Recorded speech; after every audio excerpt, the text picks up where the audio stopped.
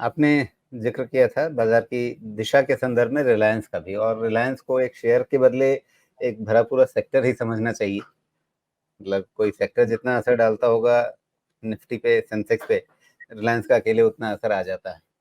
तो रिलायंस की चाल क्या कुछ सावधान कर रही है आपको? वीक तो है, रिलायंस में वीकनेस है। समहाउ आज 2700 क्लोज नहीं हो पाया है, उसके नीचे क्लोज नहीं हो पाया है, इसलिए एक राहत तो आप ज़रूर कह लें, लेकिन ओवरऑल डेटा पॉइंट्स फेवरेबल नहीं है रिलायंस के।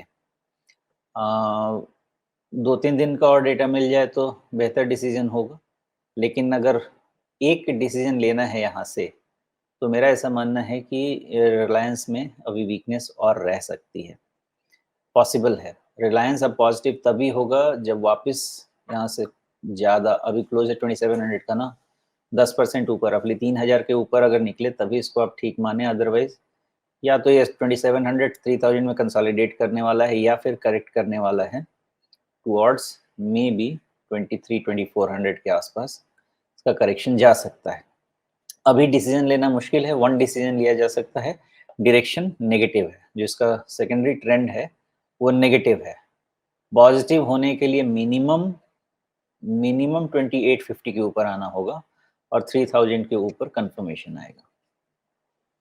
जी, 2850 जो आप बता रहे हैं सुमेश, वहां पर आपके रिट्रेसमेंट का लगभग 38.2% आता है। और अभी जहां से ये एक नया ब्रेकडाउन लेना शुरू कर रहा है, इससे पहले का जो ब्रेकडाउन था वो तो आपके सितंबर के लास्ट में था, लेकिन अभी जो ताजा एक छोटा सा कंसोलिडेशन हुआ और उसके बाद फिर एक नया ब्रेकडाउन होता हुआ दिख रहा है। और वो ब्रेकडाउन इंसिडेंटली जो आपका चुनावी नतीजों वाला दिन है 4 जून का, उस दिन बने हुए लो से नीचे जा रहा है।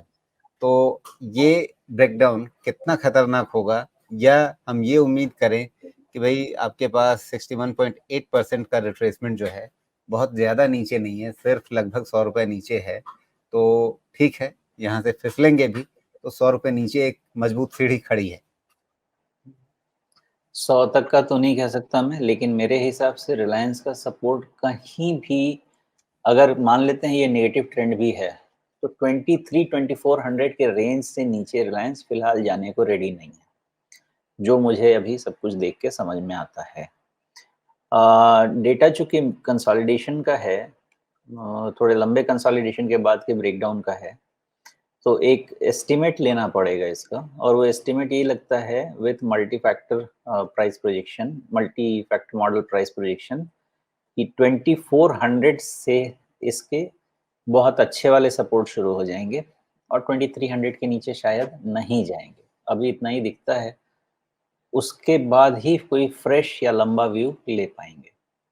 जी, रिलायंस यहाँ से अगर 10% नीचे चला जाएगा 2400 के आसपास, तो फिर तो मतलब निफ्टी के लिए बुरी खबर होगी।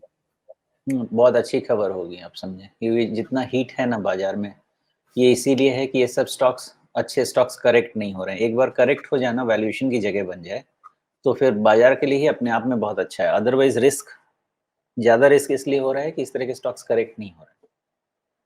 मतलब ये कि इस बार आप अपने रिट्रेसमेंट के फेवरेट परसेंटेज 61.8% पे बहुत भरोसा नहीं कर रहे हैं। आपको लग रहा है कि जो बढ़िया मजबूत वाला सहारा है वो नीचे कहीं है। एक्चुअली देखिए, रिट्रेसमेंट पे इसलिए बहुत ज़्यादा भरोसा नहीं कर रहा बिकॉज रिट्रेसमेंट राइज के पहले ना एक कंसोलिडेशन है, उसके बाद दूसरा राइज है, तो ये बहुत क्लैरिटी मुझे एक बार में नहीं दे रहा है यहाँ से, इसलिए मैं मल्टीपल मॉडल्स लेके चल रहा हूँ और एक रेंज लेके आ रहा हूँ, क्योंकि आप जी। इतने, आपको एक एक सपोर्ट बताऊंगा तो देखिए कितना कंफ्यूजिंग होता जाएगा। आज का जो लो है ना, वो अपने आप में ही एक सपोर्ट है, तो 2700 से ही सपोर्ट शुरू हो जा रहा है, इसके नीचे क्लोज नहीं हो तो कोई प्रॉब्लम नहीं है। उसके बाद फिर 2600 पे दूसरा सपोर्ट आ रहा है, वहां पे भी एक सपोर्ट आ रहा है, और फिर आ रहा है सपोर्ट 2400 पे, फिर आ रहा है करीब करीब 2300, 10-15 रुपए नीचे। तो इतने सारे इसके कंजेशन वाले सपोर्ट आ रहे हैं कि ये कहाँ से सपोर्ट लेगा। बहुत बड़ा ब्रेकडाउन नहीं है ना, इसलिए किस जगह से सपोर्ट लेके ये फिर से पलटेगा, ये मुश्किल है कहना। इसलिए मैक्सिमम मार्जिन लेके चल रहे हैं कि 23-2400। इनफैक्ट अगर मान लीजिए कि मुझे अपना बेट करना हो यहाँ पे, तो 2400 से एक्यूमुलेशन शुरू किया जा सकता है और 2300 के नीचे रिस्क मैनेजमेंट शुरू किया जा सकता है। जी।